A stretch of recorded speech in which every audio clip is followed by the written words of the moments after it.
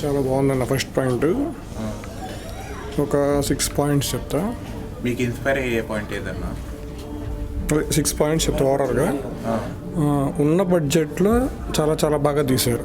అంటే కొన్ని budget limitations అర్థమైపోయినాయి. Editing pattern కానీ అవి కొంచెం ఇంప్రూవ్ అవ్వాల్సిన అవసరం ఉంది. కానీ ఉన్న బడ్జెట్లో అయితే చాలా బాగా ప్రజెంట్ చేశారు. సమాజంలో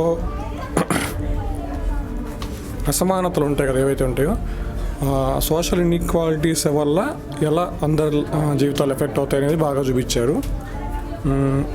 మెయిన్ క్షణికావేశం. సో ఆ క్షణికావేశాల వల్ల ఎలా ప్రాబ్లమ్స్ వస్తాయి, అవి బాగున్న వాళ్ళని కాకుండా అందరి జీవితాలను, సమాజంలో ఉండే లోయర్ క్లాస్ వాళ్ళని, అప్పర్ క్లాస్ వాళ్ళని అందరినీ ఎలా ఎఫెక్ట్ చేస్తున్నది కూడా బాగా చూపించారు. తర్వాత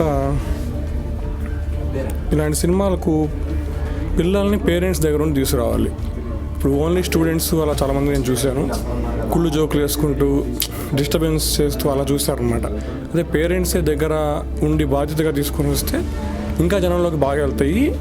పిల్లల మైండ్లో కూడా బాగా ఇలాంటివి సమాజంలో ఎటువంటి పెరగకుండా బాగా హెల్ప్ అవుతుంది అనమాట.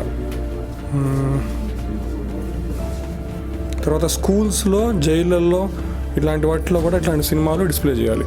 ఇప్పుడు హై స్కూల్ అట్లాంటి ఆ స్టేజ్ నుంటే ఇలాంటి సినిమాలు ప్రదర్శించడం చేయాలన్నమాట. బాగా యూస్ఫుల్ ఉంటుంది. ఇప్పుడు జైల్లోకి వెళ్ళిన వాళ్ళు కూడా వన్స్ మళ్ళీ బయటకు వచ్చాక అలాంటి చేయరు అనేది ఏమి ఉండదు. సో మళ్ళీ రిపీట్ చేస్తూ ఉంటారు నేరాలు. సో జైళ్ళల్లో కూడా ఇట్లాంటివి ఎక్కువగా మళ్ళీ ఇలాంటి సినిమాలు చూపిస్తే బాగుంటుంది. ఫైనల్గా ఓవరాల్గా బాగుంది కూడా సినిమా.